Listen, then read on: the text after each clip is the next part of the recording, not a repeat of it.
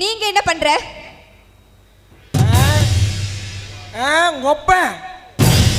எங்க அப்பா எங்க அக்கா வஞ்சி கோடிக்கு செஞ்ச துரோகத்துக்கு உன்னை பழி வாங்கலான்னு வந்திருக்கேன். ஆனா உன்னை பார்த்ததும் பழி வாங்குற ஆசையெல்லாம் போச்சு கமலி, வேற ஆசைதான் வருது. வாயை மூடிட்டு ஒழுங்கா வெளியே போயிரு. அட இந்த கோவம் இந்த திமிரு இதெல்லாம் தான் கமலி மற்ற பெண்கள் இருந்து உன்னை வேறுபடுத்தி காட்டுது. மரியாதையா பேசு. மரியாதையா? ஒப்ப எங்க அக்காவுக்கு மரியாதை கொடுத்திருந்தா நான் உனக்கு மரியாதை கொடுத்திருப்பேன். எங்க அப்பாக்குள்ள பிரச்சனைக்கும் எனக்கும் எந்த சம்மந்தமும் இல்லையே. தெரியும் கமலி, பழி வாங்கணுங்கிற விதி மரியாதை நேரங்கள்லாம் பார்த்து வராது. இங்க பாரு, அருண் மட்டும் இங்க வந்தா என்ன நடக்கும் தெரியுமா? யாரு அருணா? மாமா தானே, அவன் வேணாம் காதல் நாக்கலாம்.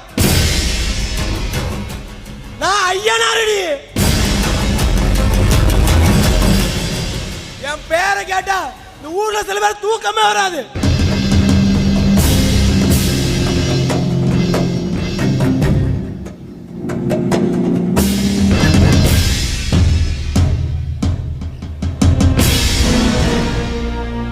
அந்த சில பேர்ல நான் இலக்கண்ணா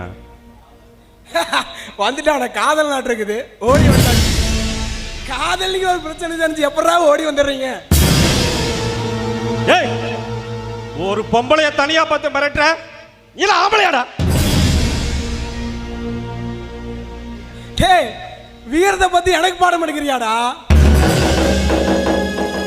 டேய், நான் கோவப்பட்டா எதிரி மட்டும் இல்லடா, அவன் நிழலும் நடுங்கடா.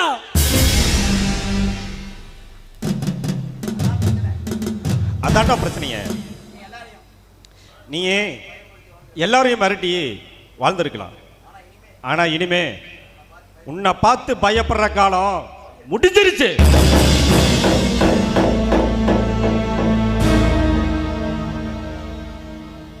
டேய், நான் தோக்கிறதுக்காக பிறந்தவளடா, நினைச்சதை அடையத்துக்கு பிறந்தவளடா.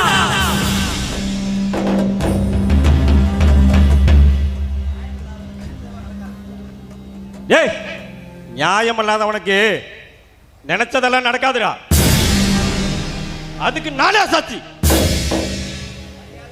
மரியாதையா எடுத்த காலி பண்ண உனக்கு நல்லது, ஞாபகத்தில் வச்சுக்கோ. கமலி, எல்லா நேரத்திலையும் காதல கடவுள் மாதிரி வந்து காப்பாத்துவானு கனவுல கூட நினைச்சிடாத. இன்னைக்கு உன் நேரம் நல்லா இருக்கு, திரும்பி போறேன். திரும்பி எப்ப எனக்கே தெரியாது கமலி.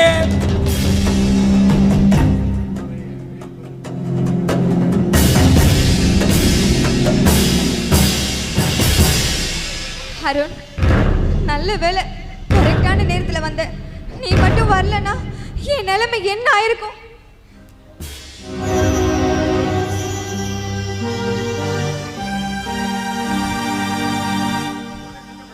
நான் ஏதோ திட்டமிட்டு வரல கமலி. அங்க பெரியப்பாவுக்கு உடம்பு சரியில்லைன்னு ஹாஸ்பிட்டலுக்கு கூட்டு போயிருக்காங்க. அப்பா அம்மாவும் அங்கதான் இருக்காங்க. அத்தை தான் நீ வீட்டில் தனியா இருப்பானே என்னை கூட்டி வர சொன்னாரு. சரி, நம்ம போலாமா? ராத்திரி பள்ளிக்கூடம் போகலாமா?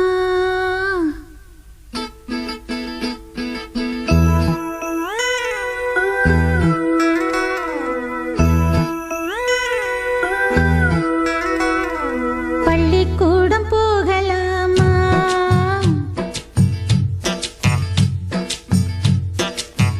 அதுக்கு